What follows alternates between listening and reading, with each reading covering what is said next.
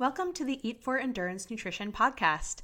My name is Claire Shorenstein, and I'm a New York City-based registered dietitian and running coach. Today's guest is the one and only Matt Wilpers. I'm sure I have many Matt Wilpers fans listening right now, and especially if you own a Peloton bike. But for anyone who doesn't already know Matt, it's time that you should. He's an incredible athlete and coach who brings both science and fun to training, which is exactly how I like to approach nutrition with my clients. I think that's one of the reasons why Matt and I jive so well. Matt has competed in many sports, including as an NCAA Division I cross-country and track distance runner for Georgia State University. And he's been coaching runners and cyclists for over 10 years, with positions at Equinox, Mile High Run Club, and currently, of course, at Peloton, where he leads the Power Zone training programs along with Dennis Morton. If you ride Peloton and haven't checked out his classes, you must. They have been such a lifesaver for me, especially during this pregnancy and now that I'm not running. Matt and I actually go back many years to when we met run coaching an all-female triathlon team together here in New York City. And that led us to becoming friends and working together on some really fun projects, including a nutrition podcast style project for another company that he founded. So I'm really excited to get back on the mic with him today. And we're actually recording from the Peloton headquarters. So I know you're all eager to know, what does Matt eat? So let's dive into the fun discussion I had with Matt so you can all find out. But first, please remember that the point of these athlete nutrition profiles is to share one person's story. The details of their diet and fueling strategies can motivate you to experiment with your own nutrition choices, but keep in mind that what works for one person may not work for you, and that we are all individuals with unique nutrition needs, tolerances, and preferences. One last disclaimer that all information provided is for educational purposes only, and it is in no way meant to replace individual medical and nutrition recommendations. So without further ado, Matt Wilpers. Hey Matt, welcome to the show. What's going on, Claire? It's good to be back. Yeah, we are here in the Peloton headquarters, so if you hear some talking in the background, don't listen too closely. You might hear something you're not supposed to. Yeah, the engineers are right behind us, going at it. They're probably looking at me, hoping I don't go talk to them. Yeah, you're gonna make them do some sort of crazy workout, right? Yep, exactly. So I'm really excited to have you on. I am a huge Peloton fan myself. I have a bike at home, and it really, your whole Power Zone training program has really saved me, especially this pregnancy. I swear, you needed to put some more 90-minute and 60-minute workouts on there. I need some more endurance stuff. Oh man, you're asking amongst many other people. I'm working on it. So today we are going to talk all about your nutrition. I know everybody is very eager to know, what does Matt Wilpers eat? So we're going to find out all about your diet in the context of your training and when you're not training. Very scary. And this is all just going to be for fun, so don't worry, don't get too scared. So let's dive right in. So I know you come from a really active family, so I'm sure and you do so many different sports. So I'm assuming you've been active since a young age. How did you kind of get into sports? Well, my parents, I think they quickly realized that my sister and I are were both very energetic. And they're like, all right, well, if we don't get these kids involved in sports, they're going to be in serious trouble. So my parents got us involved in everything from a very young age. My mom was a big snow skier, so she got us into snow skiing. But just to get in shape for snow skiing, she had us do other sports. So I played soccer and baseball for a very long time growing up. And, awesome. And went and ran in college and all that other good stuff. So. Yeah. What's one of your earliest outdoor or active memory as a kid? Would you say? Oh my! One of my favorite memories as a kid was playing soccer. I grew up playing soccer, and my parents didn't allow my sister to play soccer because they were worried that we would compete against each other because we're both very competitive. And then they eventually let my sister play soccer as well, and we ended up being on the same team. Oh no! And we were the dynamic duo. Oh, that's great. Okay. It was like we had so much. Like it was the opposite of what they thought would happen. Oh, wonderful. We actually loved playing together, and it was like one of my favorite memories. I'm glad you asked that question. One of my favorite memories of that's awesome. With my sister, playing soccer with her growing up, and she eventually played soccer in college. and she's been very successful with soccer, so it's been a lot of fun. And she's a runner? She's an ultra runner? Now she's an ultra runner in Spain. Amazing. Yeah, in Spain, I remember. Okay. Yeah, That's she's amazing. got like these crazy photos with her like bloody knees, like running all this crazy stuff. Oh, we'll have to meet her at some point. I haven't run ultras in a few years, but I'm dying to get back to it as soon as this baby hardcore, pops just out. like you. Yeah, awesome. I'm so jealous because I come from a family that is not very active. I'm definitely the only runner in my family, and it's something I discovered randomly in high school after a breakup, actually. Really? And my friend just was like, oh, you look so sad. Why don't you come run? And it really was awesome to start running, and that really was where my love of running was born. And I became really active after that. You know, my family, we would, go horseback riding, go hiking, that kind of stuff, but my parents are not, they won't go on a run with me. Like, they're not very active right now. So they all thought I was crazy when I started marathon running and ultra running. Oh my goodness. Yeah. But it helps to have some family support. But they were cheering for me on the sidelines, so that was always nice. That's good. Anyways, awesome. And when you were younger, was nutrition even, like, did you even think about nutrition, in terms of, just because you were more competitive? I know, particularly in college, you were very focused, and obviously being a Division I athlete is a very serious thing. Right? You're competing, but in high school or even earlier, do you have any memories surrounding sports nutrition at all? Was it something that no one ever talked about? I'm curious because I work with actually quite a few now adolescent athletes, highly competitive adolescent athletes, and it's really shocking to me just how many people don't do anything. No, it's true. It's not part of the culture. And I asked, I work with a bunch of swimmers. I'm like, well, does anyone else, drink sports drink? No, not really. And these are 3-hour practices. Yeah. It's nuts. I know. Tell me a little bit about what you remember, if anything, from growing up. Well, first, when I retire, hopefully one day, one of my goals in life is to go coach high school. Awesome. And because I just feel like there's so much I've learned since then that I could bring to kids that I could progress. But when I was in high school, in competing and everything else, I first started playing soccer. And in soccer, there was not really any nutritional guidance ever. I remember in high school soccer going to Taco Bell after my big games and just ordering a chalupa or whatever it was. But no, it wasn't until I got into running more seriously that I realized that I had to get nutrition under control. Yeah. And I really didn't end up getting nutrition under control. My nutrition under control, and I would say under control, and it's never fully under control until after my freshman year of college of running Division I, and that's when I realized that nutrition was preventing me from having the workouts I needed to have. How did you discover that? I was showing up to workouts, whether it was vomiting or something else. Really? I was just having lots of stomach issues, and what I realized is that you needed to have a consistently good diet that you could depend on and get used to in order to be able to perform.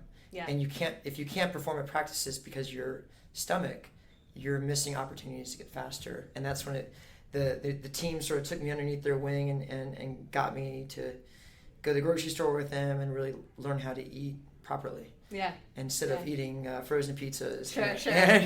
I remember one of the things that we worked on back on another project that we did together was an athlete shopping list. That's right. Remind me of that, That's right? With the grocery list, the grocery store and all that.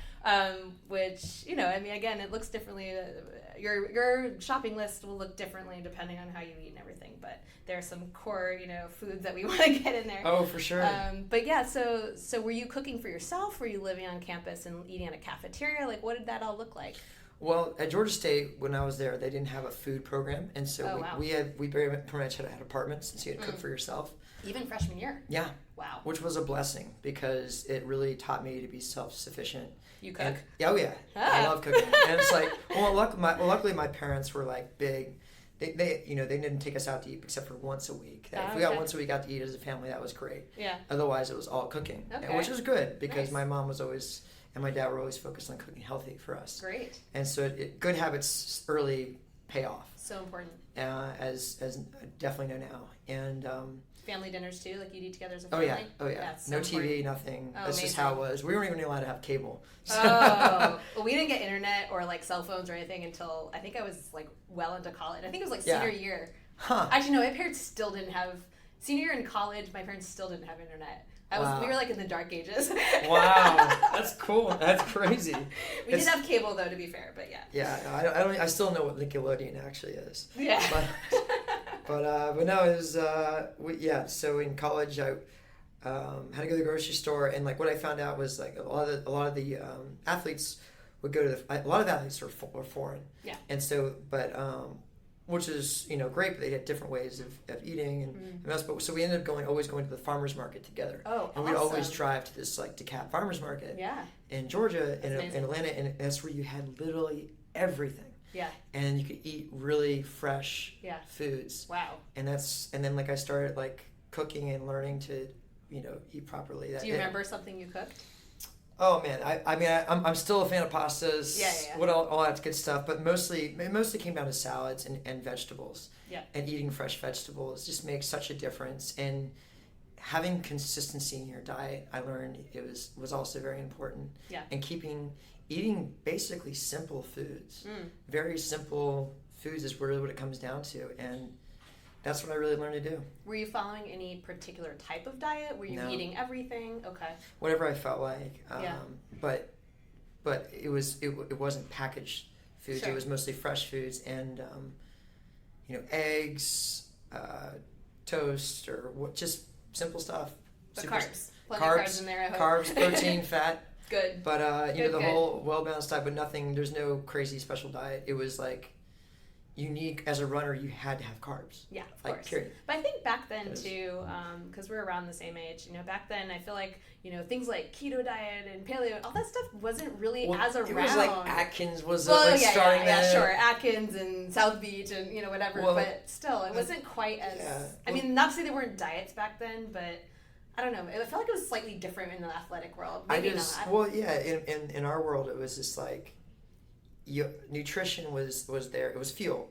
Yeah. Right. You can look at nutrition as okay, as something like a thing nice to have, or you can look at nutrition as a fuel. And every day I had workouts to go to. Sure. So it was fuel, and you had to get the right type of fuel to be able to perform. And I could not imagine following a diet, like any crazy diet. Yeah. Because there's just like, I needed what I needed to get through.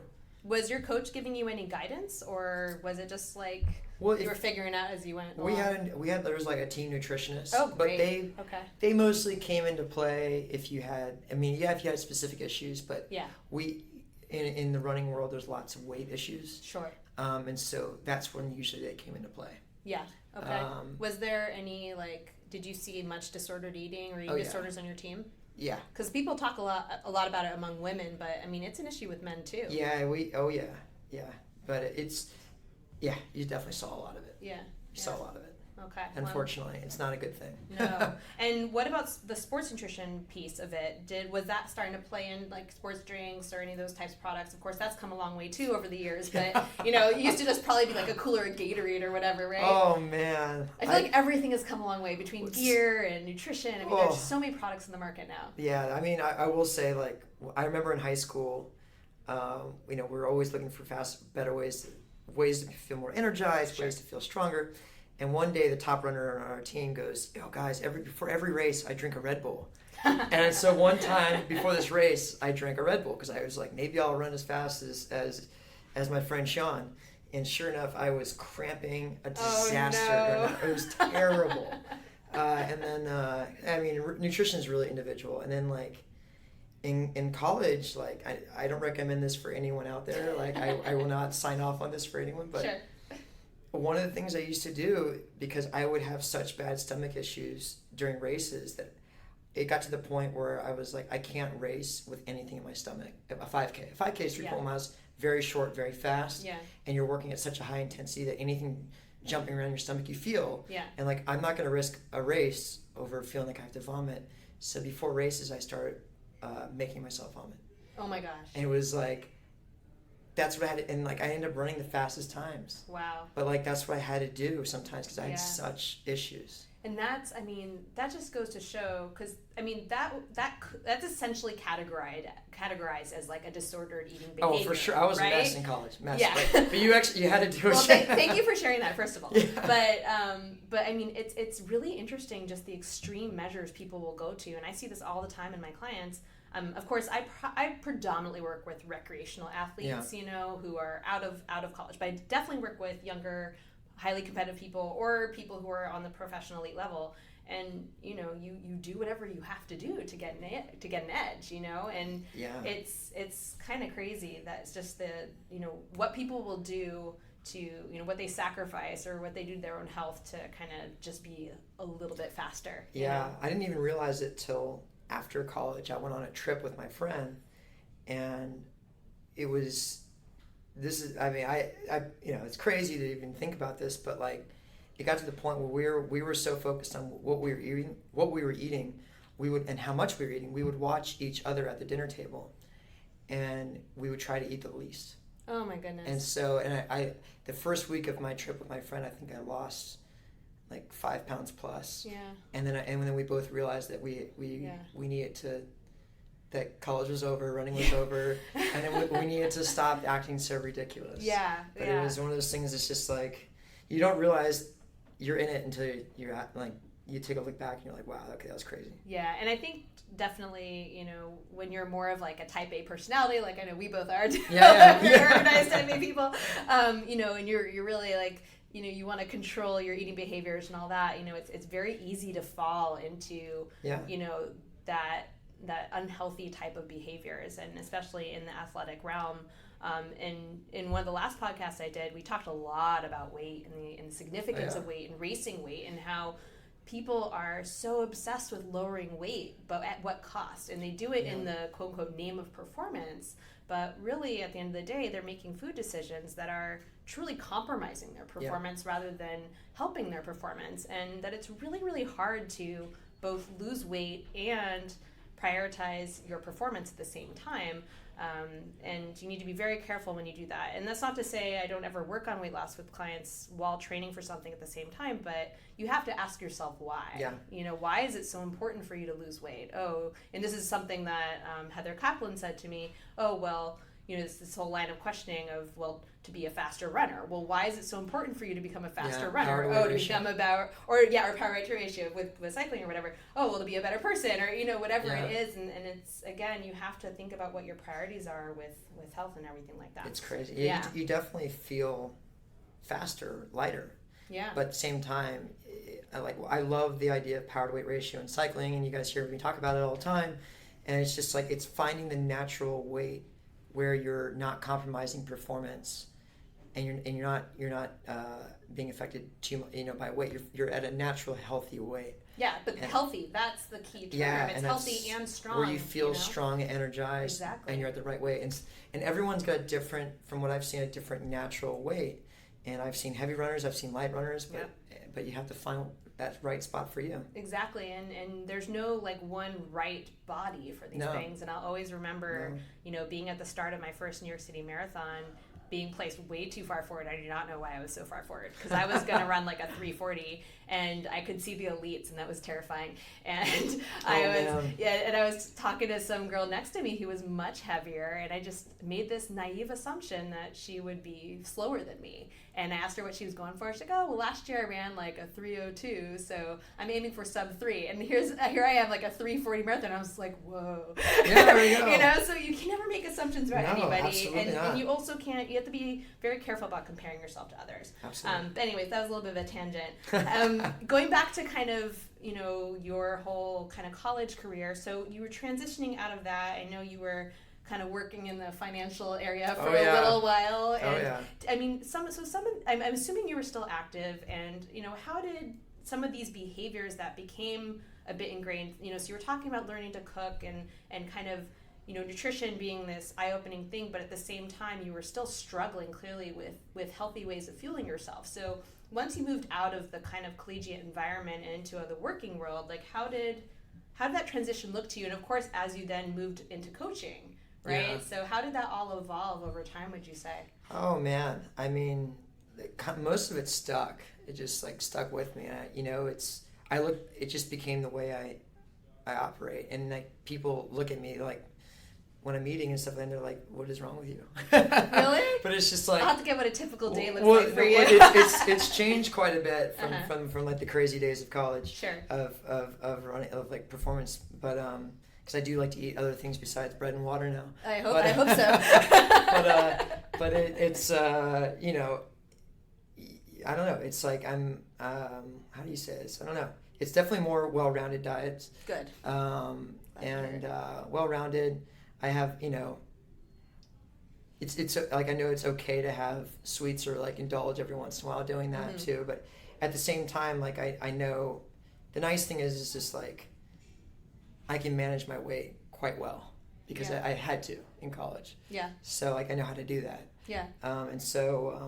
This is kind of a ridiculous thing that might work for some people. It might work for you. But when I started off, I was in public accounting, and public accounting has got one of the worst reputations for gaining weight your first few years. Yeah. And in my intern year, before I started, they used to take us out to all these fancy restaurants, right? Mm-hmm. And I ate my face off. And I realized, after my internship, I go, if you continue to be that way, when you come back for the real job, you're in deep trouble. You're going to be gaining a ton of weight. So when I came back, I told everyone on my team when they were working late, and they'd order these big dinners, they'd order pizza and Thai food and this and that.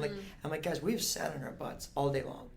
I'm like, I don't want to eat this stuff. So basically, but it's peer pressure. There's a lot of peer pressure.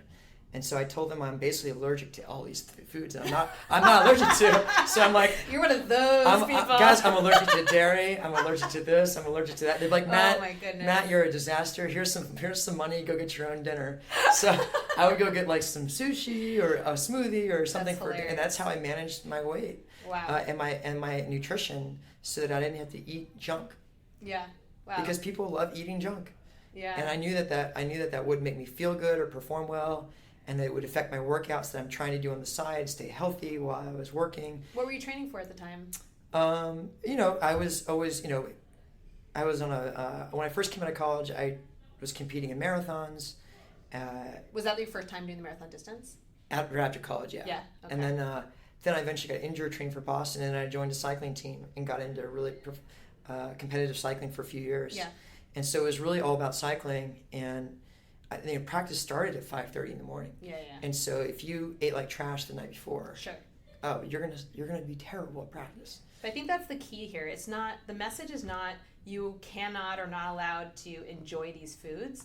It's that that you're not going to feel your best if you consistently eat that way, right? No. Oh, no. So and I was saying this to you earlier, like so many things about your fitness philosophy, your training philosophy, about being smart about the training you do and listening to your body and being consistent but having fun too, achieving that balance. It's very, very much aligned to how I like to approach nutrition. So you still want food to be satisfying. Yeah. And something that's satisfying and tastes good, it could be quote unquote healthy, it could be quote unquote not healthy. Yeah. But it depends on what your tastes are and what you feel like having.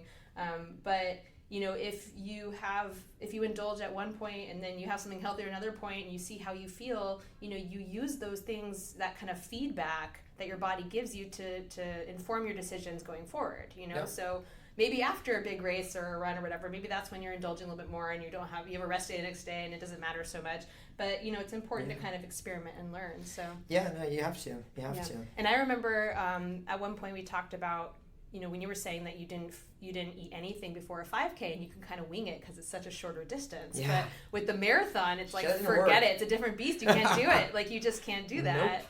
And I learned even that with the your hard way. Peloton classes, your 90-minute classes are endurance rides. So it's not like they're hard efforts, but they're not easy efforts either. And even with something like that, you're in that realm of depleting your energy stores and you need to start thinking about nutrition. So tell me a little bit about getting into endurance activity, whether that was running, cycling, and kind of how you started building up your tolerance, your ability to work nutrition in a healthy way or a healthier way. Yeah. For me, the big lessons for nutrition came for sports nutrition, obviously, or started in college, but in endurance world came when I first started doing marathons. Yeah. So the half marathon, my first marathon, I love the story is ridiculous, but I had a bowl of Cheerios. I was doing the Long Beach Marathon out in California. And I had a bowl of Cheerios in the morning and thought that would be sufficient. And even though I had been doing long runs, and I just changed my diet up that day up, and wasn't having oatmeal because there wasn't oatmeal available. I was traveling, and that's the last time I never brought. Now from now on I bring all my food with me. I'm the same way. I will not tolerate anything else. Yeah. I had a very bad nutrition experience in my first marathon in Paris, and I got really like bad GI issues, and it was just like bad news. And it was a very hot day, and I wasn't a dietitian yet, FYI. But yeah, this was like over 10 years ago, and you're off the hook. Yeah. But I'm like so paranoid now. I literally will bring like the package of spaghetti that I've like practiced with and bring it with me wherever I go. I mean, it's ridiculous. But I do think there's something to be said, especially with travel, about, I think it's important to have various options so you're not always tied to one thing that works for you, so you can be a little bit flexible with the meal that you have the night before, the morning of, or whatever. But at the same time, like if you're traveling, like why do you want to expend energy and be stressed out about finding the food that will work for you? Yeah. If it's an option, like bring some instant oatmeal packets or bring a bagel, you know what I mean? It's like, it's just an easy thing to do. And I'm always telling my clients with travel, even if it's not, related to a sport, that like why if you have like 5 minutes to spare, just like grab a snack, bring it with you, like pack a few things. Like it's not that hard, and at the end of the day it's more just about having the foresight to bring it along with you. It makes a huge difference. For me, for sure. And like the bowl of Cheerios, I'll never forget, because I couldn't I ended up bonking halfway through the marathon. Were you taking nutrition on during the race? No, I didn't even know about that's that. Probably why. So I went out there and I was just like, wing this thing, let's go. And I was just like, let's see if I can run for 26.2 miles. Go. So I went, and at 13.1 miles, I was toast. Yeah. And they were handing out goos. Yeah. And that's where I discovered goos, and I felt like Superman after that. And I ended up finishing, what was it, like a 3:13? Oh my goodness! And my You're so fast. I got my chip got mixed up with my mom's, and so my mom ended up getting the time, and so she ended up winning her division. That's amazing. So it was hilarious, but at the same time it was like the lesson of like, okay, nutrition really matters. Yeah. Like glycogen restorers are real. Yeah. And you need to learn how to deal with that, and like that's where it started, and then. When I eventually did Ironman, that's where I think that was one giant lesson on nutrition for me. Talk to me about that, because Ironman is such a beast of an event. It's I told you I do ultras. Like you couldn't pay me to get in the water. Oh my god! But I will happily run for 12 hours in the forest. Fine. But Ironman's so hard because first of all, during training, you're doing 3 different sports. I work with Ironman athletes all the time. They need like 3,000, 4,000 plus calories to fuel themselves. So just getting enough calories in is really crazy, and managing your energy levels and all that. But then also like GI issues, so you get hungry. It's a long event. You can't eat during the swim, which is like this long thing. And then you're eating food on the bike typically. And then you have to run, which jostles you around. So it's really, really challenging. What did you end up doing for you? I know you've done one Ironman. Yeah, one Ironman. I'm not. You haven't had a chance to. I'm not sure if I'll do another one, but I really haven't had a chance to do another one, because it's just like. Do you even want to? Well, if I had the time, maybe, but it's like it really takes over your life. It does. And I haven't really had a good point in my life. Like I had left my job in the corporate world. And like I was just dedicated to training. Yeah. And like I had that window of opportunity to do an Ironman. I was like, you know what, this is something I really want to do, and I did it. You were coaching at the time? I was coaching and all that stuff, and it was like I just had this great opportunity to do it, so I did it. And for me, it was one giant lesson on nutrition, because I knew that I could do each of the sports individually, but do them all together. Yeah. I was like, this is going to be tough. Yeah. And so I was working on, I talk about catastrophes. I've had some massive catastrophes. Did you work with a coach? No, I did not. So you did your own training too? I didn't work with a coach or a team, because I was coaching. So when all the coaches were working, I was coaching.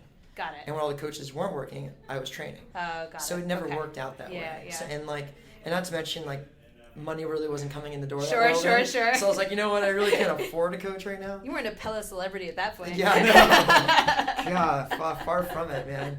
And so I was like, you know what? I'm gonna go after this myself, and I wanted to learn. Yeah. And straight up learn, and I did a lot of trial and error, and learned a lot. But it became one of the important lessons I learned in my sort of perspective on nutrition was really learning how to listen to your body. Yeah. And to know what you need and when you need it. Yeah. And to me, that's the most important lesson, because no formula in my mind can really take in account all the variables that are happening that will affect your nutrition and what your body needs and when it needs it. Yep. And so that's when I started just playing around with different ideas of nutrition ideas, seeing what worked and what didn't work. And so come race day, I knew what I was going to do. Yeah. So you had a plan. I had a plan. Oh, for sure, because I knew nutrition was the number one thing that could ruin my race. Yeah. And I was like, I'm not going to let that happen. So what did you end up using? I ended up using goo gels for most of it, and then I ended up totally underestimating, like by a long shot, how much nutrition I needed. I mean, my bike, if you saw my bike, how often were you doing it? My bike was covered in gels. Like I had, and I ate all of them. I ended up eating 15 gels. Wait, for how long though? I was on the bike. I don't know how long on the bike. But wait, just on the bike you ate 15 gels? Like no, in total for the whole thing. For the whole thing. The whole thing, but then that's not that much though. On top of it, I had Perpetuum. I was a big. Oh, okay. So Hammer Nutrition, like was like my go. Hammer Nutrition and then the goos were my go-to. Yeah. And then I had Pedialyte as well. Good.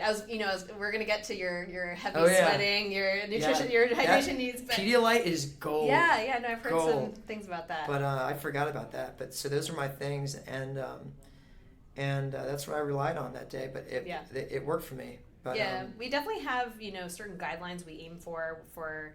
Like, you may have heard the guidelines of 30 to 60 grams of carbs per hour for events under 4 hours. For over 4 hours, we're going for 60 to 90 grams. Yeah. It really is just a test of how much you can tolerate. Yeah. As and you just have to try it out and see what works. Carb fat burn ratio. Yeah, and so especially on the Ironman, it's not like a marathon where you're really just going for simple carbs. In the Ironman, it's such a long event that you might get hungry and working in some protein. People are eating sandwiches. People are, doing all kinds of stuff. But so then other people do eat sandwiches? Oh, yeah, definitely. I'm working with several Ironman athletes right now, and we're doing like PB&Js, turkey sandwiches. Oh, okay. Really? Well, so the only thing about turkey is you have to worry about like the perishable factor. So I more recommend like peanut butter and jelly or almond butter and jelly or bars or those kinds of things. But a lot of people we try to like front load it a little bit to the first half of the bike, and then the second half maybe we're going more for like liquid nutrition. It just depends again. Yeah. This is a very individual thing about when you run and you're jostling your stomach around some more, how much time do you need between your last bite of whatever actual food you had and when you start running. Most people need a little time, and they're switching more to liquid nutrition, gels, all that stuff, just really simple sugars, so that they don't have like a lot of heavy stuff going on, digestion going on the run portion. And salt, of course, it depends on like what race you're doing. Is it hot? Like it's a lot though, and there are only so many cages on the bike that you can have. Like I think one of my clients right now has 4 cages, but one needs to be for like a repair kit or something. Oh, yeah, so that's right. 3 bottles, but like it's a loop, so you can pick up some more bottles, but you're doing like at least 1 bottle an hour. But yeah, it's a lot to manage. I'm truly inspired by people who do Ironman. Like I could never ever do that. And even the time of the recording, it's record highs in humidity here in New York City, and in the New York City Tries this weekend. And it's going to be real feel of 109. We'll see if they shorten it. Yeah. I bet you they're going to shorten it. I bet they will, but I feel for those people. Oh, man. I've done the run portion of that I've done the relay, and it is not fun, even in 80-degree weather. So good luck to everyone doing that. That's fun. So so why don't we talk a little bit about like the current day right now? So I know you've been doing treadmill class, like coaching treadmill classes and cycling classes, and kind of managing that with your own private coaching and your own training for a while now, for many, many years. And particularly as a Peloton instructor, I know it's like next level now, right? It's like on just a much larger scale. So, how do you support being as active as you are in the way that you are now? Because it is so different than, say, training for an Ironman where you're just focused on yourself. Like now you're on the screen, like you're doing all these different things, and maybe you're not, I don't know, maybe you're not pushing as, you always say you're hitting your zone, so I don't know, I'll believe you.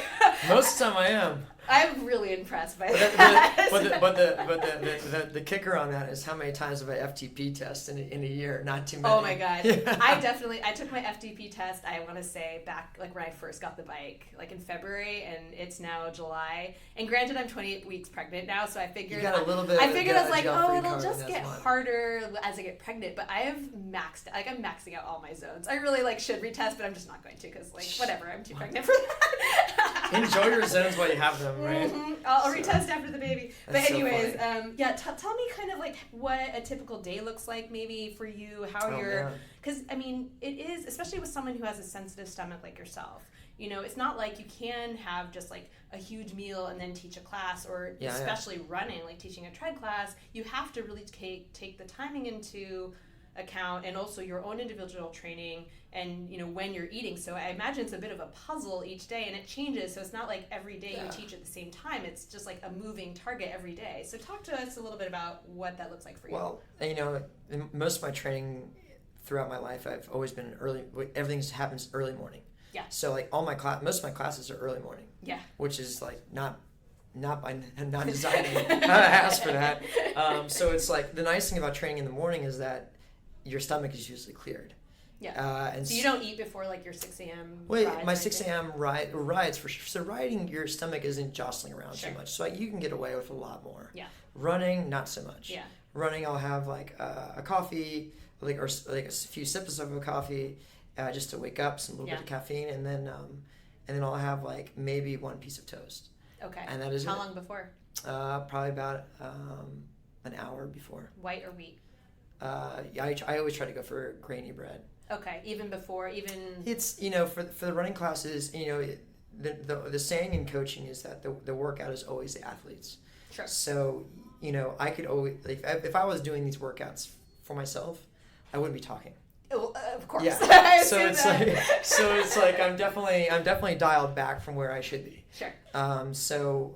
You know, if it was me doing the workouts, it would probably be white bread. Yeah. Very little nut butter of any type. Sure.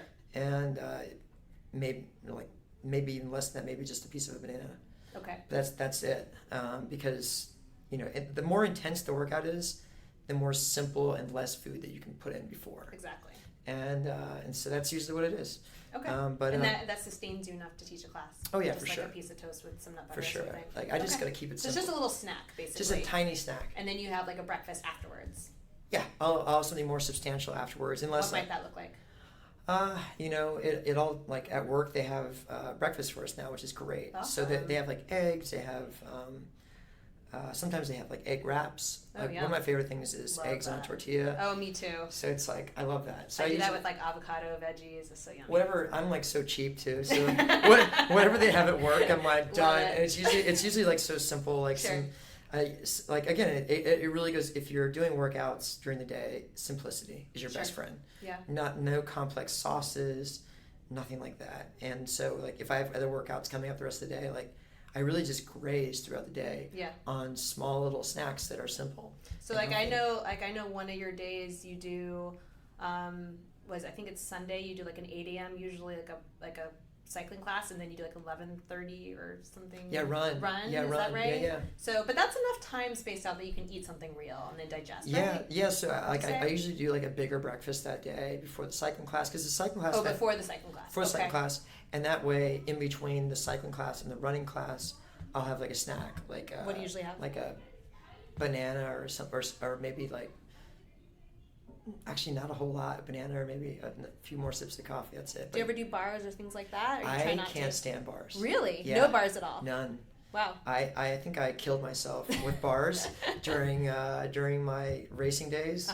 Or you know, those are still happening. But I don't know what it is about bars, but I just cannot do them. And you've tried all of like the new ones that come out? Yeah, I can't do them. Oh, it's just too fake. What about something like dates? Like something like an RX bar or a Lara bar, like it's dried fruit and nuts. The only things I can do are maybe there's like fig bars that are similar to fig Newtons. I still love fig Newtons. Well, that's not the kind of bars I was thinking of, but yes. But those are great because they're essentially just like sugars, and they're simple sugars, right? I could do that, but that's okay. But all these RX bars and stuff, it just tastes too fake for me. Yeah. Okay. Hey, there's nothing wrong with that.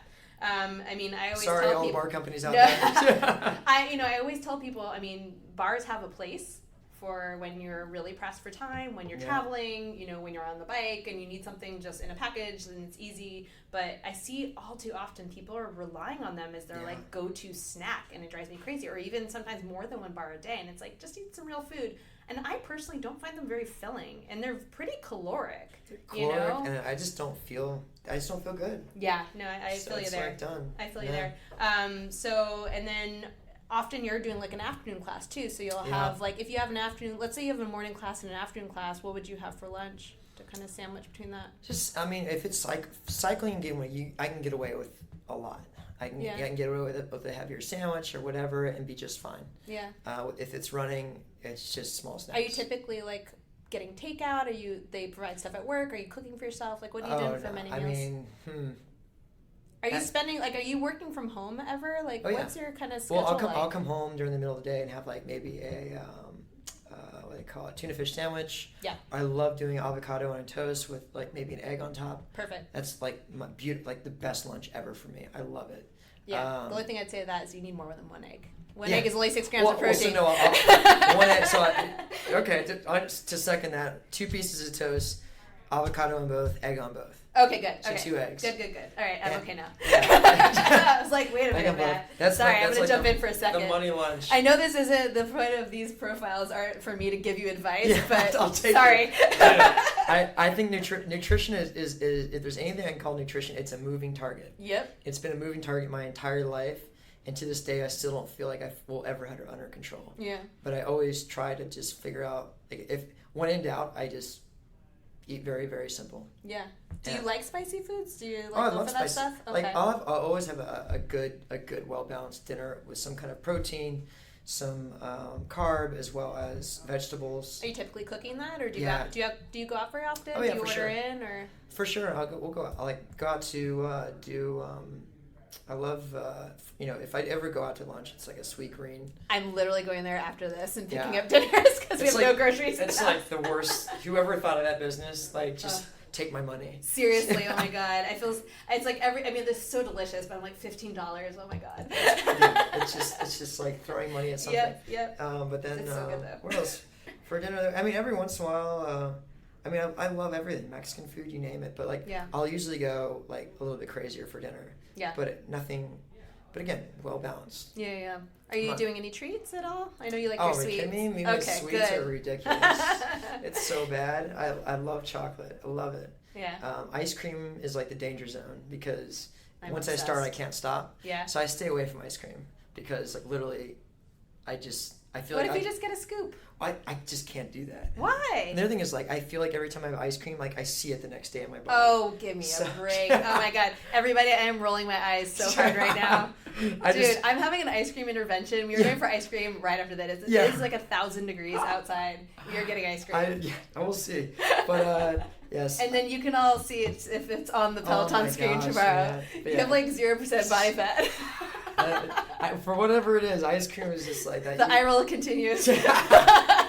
I go have my chocolate bar. I did have Subway for lunch today. Watch out. What's wrong with Subway? A Subway There's nothing wrong with Subway. Well, yeah, their cookies are insane. But that's fine, That's like my treat every once in a while. Yeah, I mean, again, my take on treats, and I'm always really emphasizing this, is, the more you try to deprive yourself, the more you're just, the harder it is to control yourself when you're around that food than if you were just to say, this is not a special food, this is just a food, and I can have it whenever I want, Because a lot of people tell me, like, I can't keep a pint of ice cream around. Well, why not? What would happen if you kept a pint of ice cream in your freezer? I'm with them on that. But what would happen if you kept a pint of ice cream in your freezer and you let yourself have, maybe in the beginning you go a little crazy, but there's only so much ice cream you could have. You'd get really sick of that after a while. All right, you have a bad day. You come home, you destroy that pint of ice cream. Yeah, but that's or you have a great day and you just eat even more. But that's a perfect example of coping with your emotions, not using food. That's true. Or exercise. So food and exercise are like the two things that can just get really, you can take them to unhealthy places. You know what I mean? If you're using either one of those things to cope too much. They can, not to say that, you don't feel emotions when you eat. Obviously, we don't eat in a vacuum. We feel emotions, and whatever. But in same with training, like training's a stress release. We use it to deal with stuff. But when taken to a really unhealthy place, we just have to, question it. Anyways, we're getting off base again. So what are, I know you're training for New York right now in your marathon, which is awesome. Yeah. When's the last time you ran a marathon? Last year. Oh, but you were like injured, right? Oh no, last year I trained for New York City and you were injured. Failed epically. Yeah. So I got injured. So this time you're gonna train smart, it says on your hat. Exactly. Well, it's like, and you're gonna eat well. Balancing coaching and training. Like I thought I could go for my PR last year, and then like I got a week of a lot of class load, and then all of a sudden. Yeah. My Achilles is just like, nope, not doing that. It is so hard to be the best coach that you can be and be the best athlete you can be. I feel like you can't do both at once. Well, unless you're Bex Gentry. Well, I was literally about to say that. She got that PR. Was it Boston? Dude, that girl is a beast. Do you run with her ever? She's awesome. Every once in a while, I have to sprint to keep up with her. But she's super amazing. fast. She's like a 2-something runner? Yeah, 2-something marathoner. She's like sub 250 now. That's insane. She's awesome. Amazing. She's a rock star. Yeah. So what is your training looking like right now? How many miles a week are you doing? I'm just basically whatever my classes are, and then I'm trying to do the audio only runs as best I can, where and when it fits.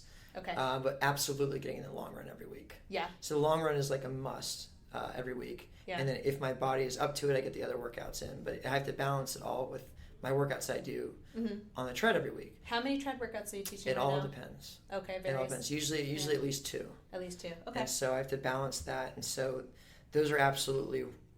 Time running is time running. Totally, absolutely. So are those kind of more your recovery runs? Would you treat those as recovery, or I guess it just depends? It all depends. I'm not going full throttle on those things for sure. Yeah. But it's definitely time spent running, so I have to factor that into the strain on my body. Of course. And so it's if I feel up for it, I get the extra workouts in. If I don't, I just focus on getting the long run in, and that's it. But the long run is the ones that get you through the race. Yeah. So anyone who's taken a class with Matt, he's a heavy sweater. So gosh. Let's talk about the fact that it's literally the worst weather ever in New York City, and long running outside is brutal for anybody, let alone someone who's a heavy sweater. How are you handling that? Or how do you typically handle kind of replenishing your fluids and electrolytes? Just getting in electrolytes after the run and making sure the key is always staying hydrated, period. Yeah.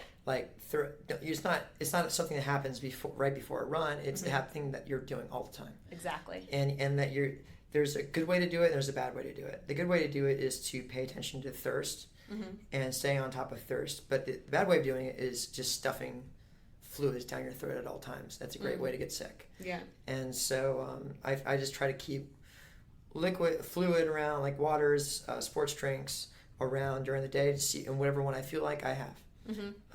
And that way I'm staying hydrated so that when it's time to run, it's there. Have you ever done a sweat test or anything like that? I think probably I have. We did all kinds of crazy tests. Yeah. But at the same time, I'm not training to go to the Olympics here. Sure. So I'm like, you know what? Just keep yourself healthy. It's all good. I have a pretty good idea of, at least I think I do. But just keeping Gatorade. I love Gatorade. Yeah. Keeping it around, just. So is that kind of like your go-to sports drink? Do you do anything else? Not every once in a while. If noon tablets are really convenient. Yeah. I love those noon tablets for post running. Yeah. I find that too many sports drinks before running sets my stomach off. Yeah. So I try to keep it very simple with just water. Okay. But again, you have to replace electrolytes, and so I also try to think about what's going to be offered during the race, and usually during the races it's Gatorade. Yeah. So throughout training, I like to get my body comfortable with Gatorade. Sure. That way, on race day, I can rely on what they're giving me on the course. Yeah. And so I don't have to bring extra. So you don't have a problem mixing gels and Gatorade? That doesn't upset your stomach? Oh, absolutely. Absolutely it does. And so what the strategy for that is you have to do gels, and if you take in a gel or even take a sip of a gel, at the next water station you have to have water, not Gatorade. Yeah. And then maybe at the following water station, if you haven't had a gel in a little bit, you can have sports nutrition. Yeah. Or you can have whatever you call it, Gatorade or whatever. Yeah. But you can't do both at the same time. Yeah. Are you still doing Goose, or are you doing a different product now? I'm still doing Goose. Nice. Okay. I don't, I should probably Any favorite flavor? Oh my God, chocolate. I personally can't do the super thick sweet gels. I've always done They're now on the market everywhere now. Have you tried marshmallow? Oh God, Toasted marshmallow. That makes me feel ill. It's I love insanity. my sweets, guys. Don't get me wrong, but so I tried like a salted caramel or Nutella, or I don't know. It tasted really good, but then I immediately just felt sick when I was running. Yeah. I don't know. It's something about running. I'm used to the Science and Sport, the very thin, like almost tastes like diluted Jello type gels. Yeah. When I started running marathons, I was living in the UK at the time, and that's a UK brand, and it's now everywhere in the US. But I think that's just kind of like what I got used to, and so for me, like goos and those types of things are too thick.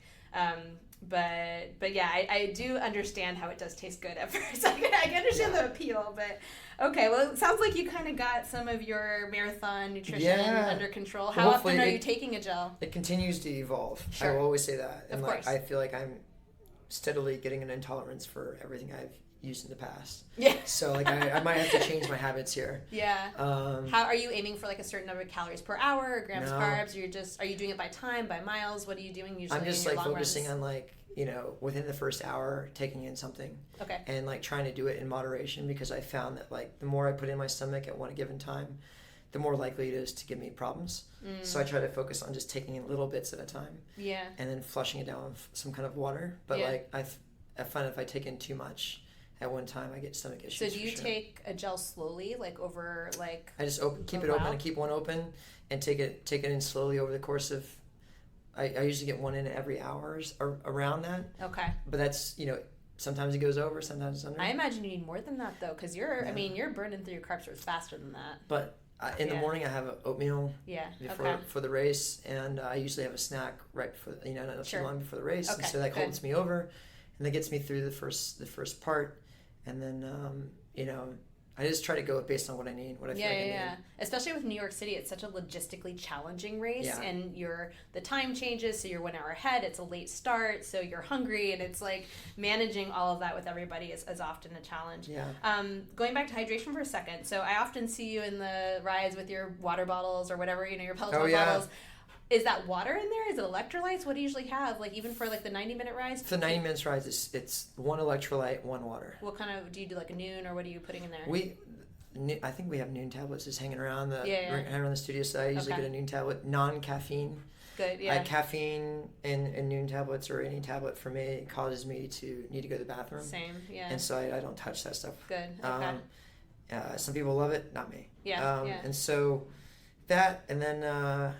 And I always see you take like little bites of your banana. Yeah, little bites of banana. So little pieces of it. Well, yeah, it's like banana. I just bananas are one of those things that, again, simplicity, and like it doesn't cause me any issues, and it gets the job done, and it just works, and yeah. So I just do bananas because you need to replenish your carbs throughout class. Awesome. So let's just dive into what I call my quick bites questions. Oh gosh, here we go. Because I know we're approaching an hour and your time is very precious. There goes so power hour. Yeah, right. I'm sure you have to run off somewhere. All right, so we're just gonna ask some quick, fun questions, and you can tell me what you think. Okay, so favorite meal or snack when in a hurry?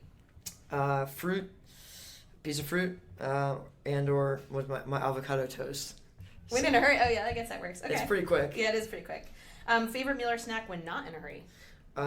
Meal or snack when not in a hurry. I would say meal. Like, don't hate me here. I for whatever reason I can't eat beans. I discovered I have some allergies, weird allergies in college. Okay.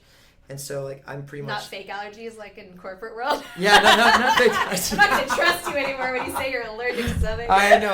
I'm doomed, everybody. But no, I for whatever reason, some like legumes or whatever, they give me issues. And so, I still feel like I have to eat meat to get a sufficient amount of iron. So, like, there's nothing wrong with that. I love having a big old steak every once in a while. No need to apologize for that. And then, I love my meat too. But chicken or like meat, vegetables. Do you eat fish? Yeah, I love fish. Awesome. Salmon. I love making salmon with baked salmon with like a good variety of vegetables. It's like one of my favorite meals. Awesome. Favorite post-race meal or snack?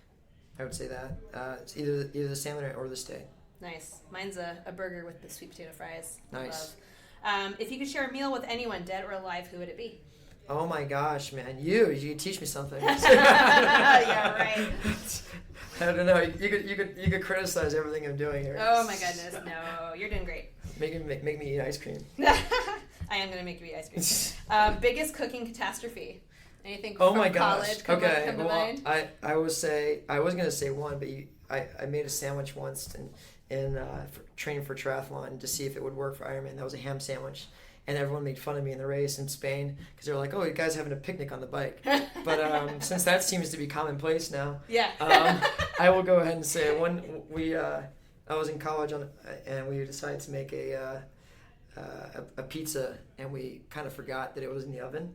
Oops. And it turned into a nice disc.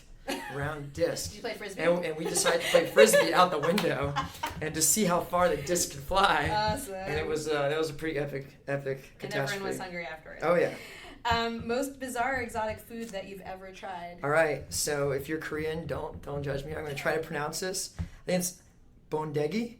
What is that? It's a street food, and I went to visit my friend in South Korea, and it's like silkworm. Ooh.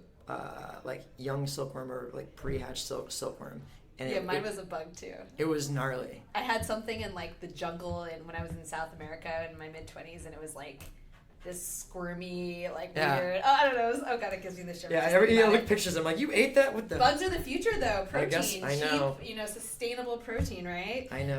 You're right. How do you like your eggs cooked? Sunny side up on my toes. Yeah, me too. Do you drink? What's your poison? If you do? Oh my gosh, I love a good beer. Beer and wine. Beer guy? Oh, wine beer too. wine. Okay. I really can't do liquor. Yeah, me neither. Not my thing. Yeah. And I like a beer here and there. It's good. Yeah, nice. What foods remind you of growing up? What are your comfort foods? Oh man, my dad always made the most amazing ribs. Ooh, yeah. Ribs and steak. I grew up in the South. Yeah. It's like ribs and steak and lots of grilling food. Like anytime grilling, it's just like that's growing up for me. Yeah, awesome. Okay, speaking of ice cream, what's your favorite flavor? All of them. I don't discriminate. All right, man. if you were to go to an ice cream shop right now, what would you choose? Well, always the mix of chocolate and coffee. It will always get me. Yum. But I love chocolate. Chocolate is like my so kryptonite, man. So good. So which carbs can you not live without? Breads and sweets. Yeah, same. I love it. So good.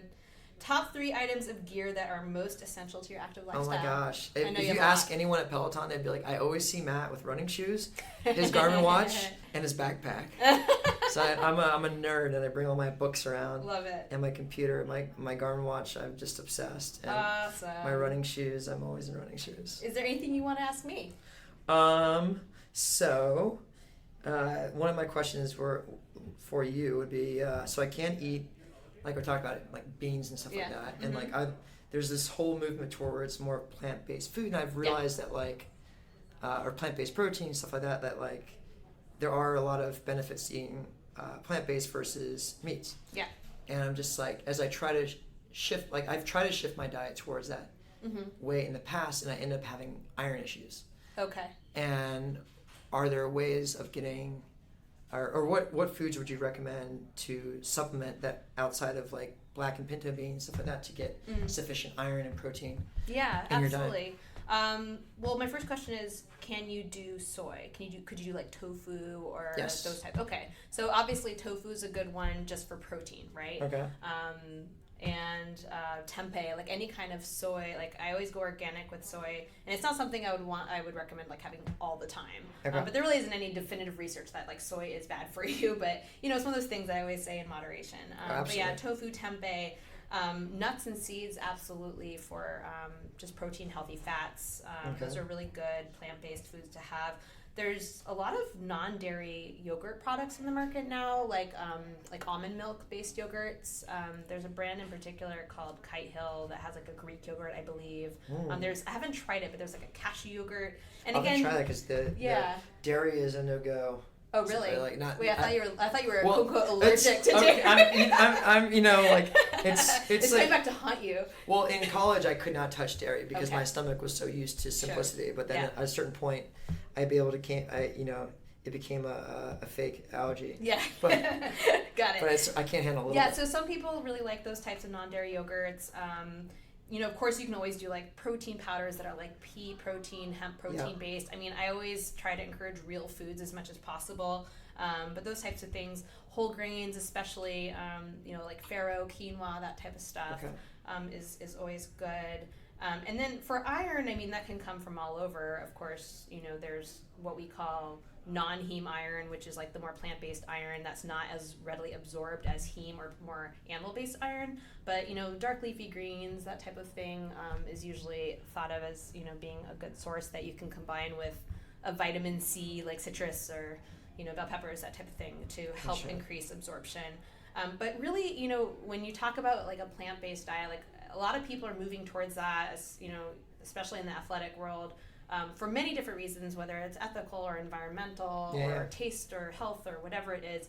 But I think the important thing to keep in mind is you don't have to completely go full vegan to really get the benefits from a plant-based diet. You can just incorporate more plant foods. A lot of the research is not necessarily like you have to cut every single thing out, and you don't have to adopt like a label where I'm like, I am vegan, I am completely plant-based now. A lot of people feel like they have to drop everything and be completely, define themselves as vegan. And if you don't, I mean, some people want to, and that's totally fine. And you have to just be smart about your choices. But if you just want to incorporate more plant foods into your diet and still have meat once in a while and whatever, just not as often, then that's fine too. There's no need, again, to be rigid, whether it's in your training plan or whether it's in your nutrition plan.